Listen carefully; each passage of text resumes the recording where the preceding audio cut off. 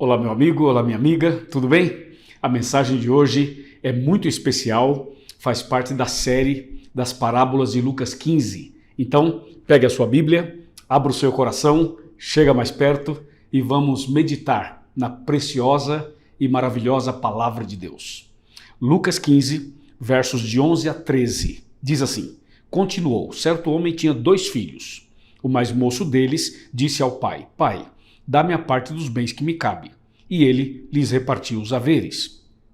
Passados não muitos dias, o filho mais moço, ajuntando tudo que era seu, partiu para uma terra distante e lá dissipou todos os seus bens, vivendo dissolutamente.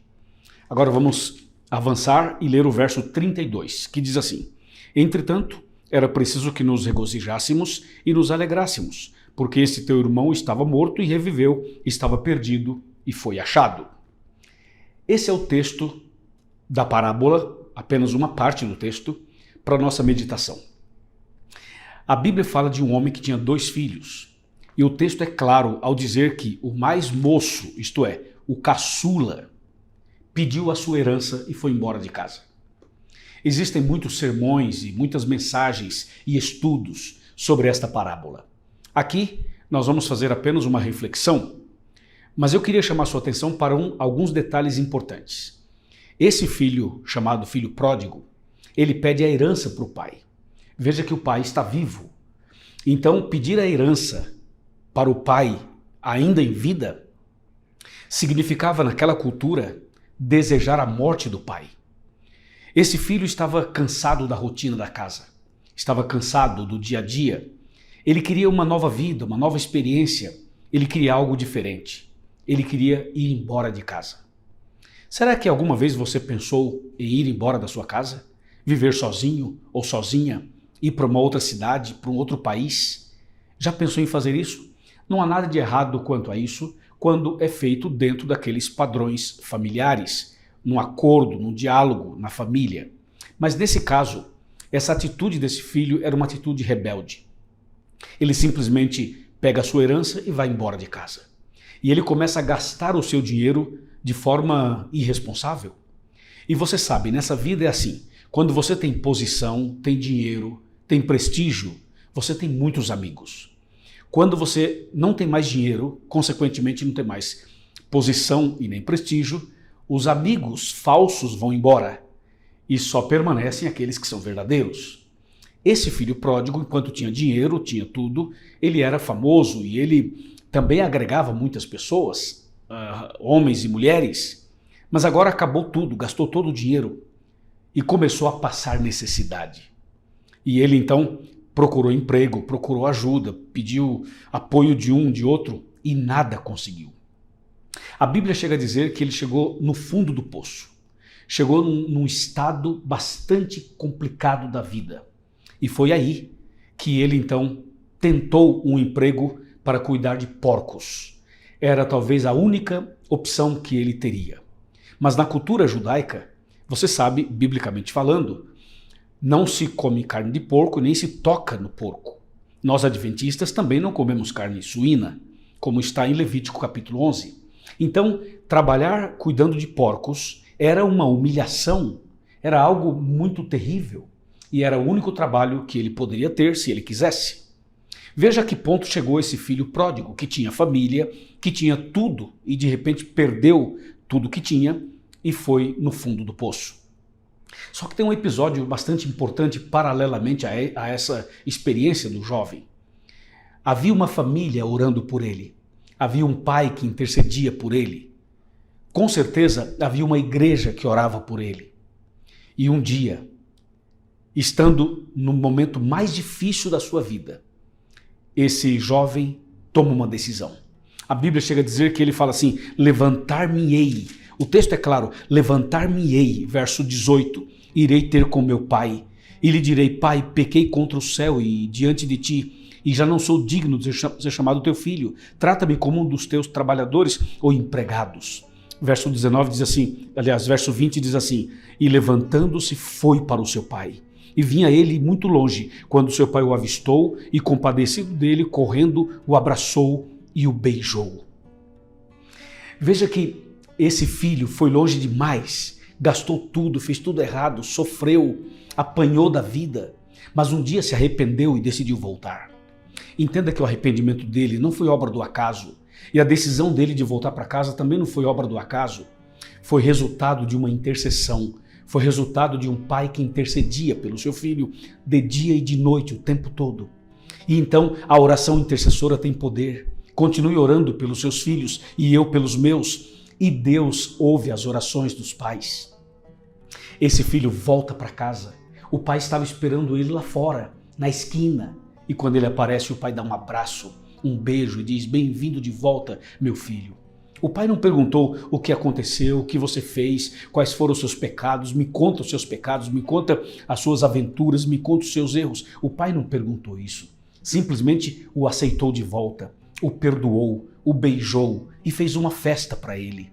Mas ele mesmo, por sua própria iniciativa, no versículo 21 diz assim: e o filho lhe disse: pai, pequei contra o céu e diante de ti, já não sou digno de ser chamado teu filho. E o verso 22 fala assim: o pai, porém, disse aos seus servos: trazei depressa a melhor roupa, vestiu-o, ponde-lhe um anel no dedo e sandália nos pés. Veja que o filho reconhece o erro, mas o pai não continua falando do erro. O pai simplesmente traz uma roupa nova, um sapato novo, vestimentas novas e manda fazer uma festa para comemorar a volta do filho para casa. Esta parábola mostra o plano da salvação. Esse filho pródigo sou eu, é você também. Esse pai é Cristo Jesus, nosso Salvador e nosso intercessor. O pecado nos afastou de Deus.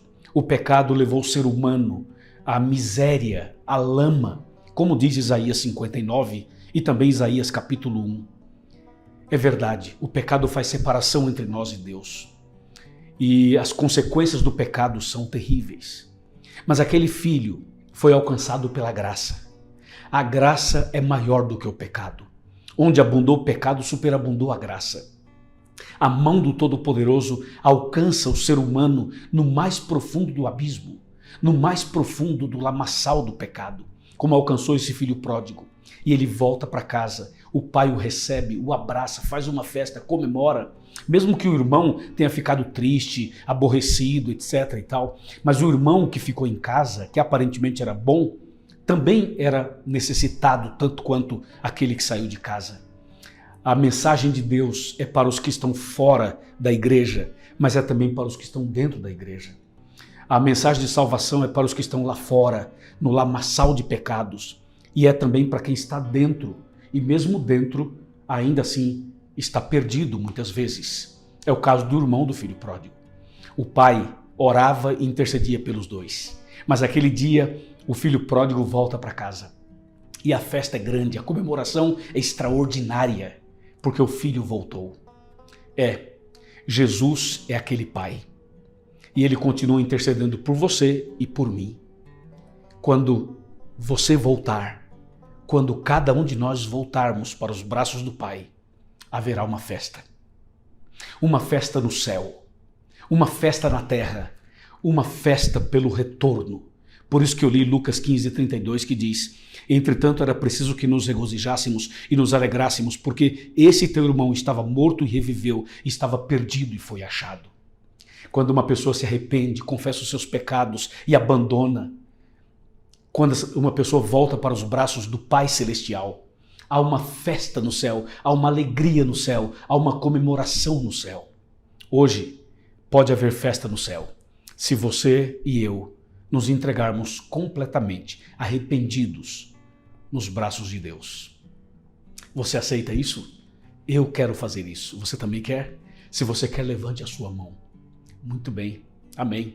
Meus parabéns. Quero lhe fazer um convite. Você já foi à Igreja Adventista do Sétimo Dia? Eu quero convidar você que ainda não frequenta a igreja para que conheça uma igreja. Quero convidar você a encontrar a igreja mais próxima da sua casa ou a mais longe, onde você quiser.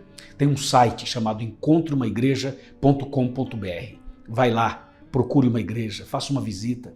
Pode dizer para o pastor, ou para o ancião, ou para a irmã, ou para o jovem, para quem te receber, pode dizer assim, eu assisto as mensagens do evangelista Luiz Gonçalves. E ele me convidou para estar aqui. E eu vim porque eu quero receber Jesus no meu coração e quero me preparar para o batismo. É isso aí. Você aceita? Diz que sim. Muito bem. Se você aceita, meus parabéns, louvado seja o nome do Senhor. E hoje tem festa no céu, é ou não é? Eu vou orar por você. Oremos. Pai querido, obrigado porque a tua graça é maior, a tua misericórdia é impressionante. E Senhor, a tua mão nos alcança onde nós estamos. Por isso, nesse instante, alcança este homem, esta mulher, este jovem, esta pessoa que tanto necessita de ti. Eu venho, em nome de Jesus, humildemente, colocar minha vida nas tuas mãos e pedir que o Senhor abençoe esta pessoa que ora comigo. E que quando Jesus voltar, estejamos prontos para a vida eterna. Em nome de Jesus. Amém. Amém. Forte abraço. Deus te abençoe. Levanta a cabeça. Vai em frente. Jesus te ama muito. Amém.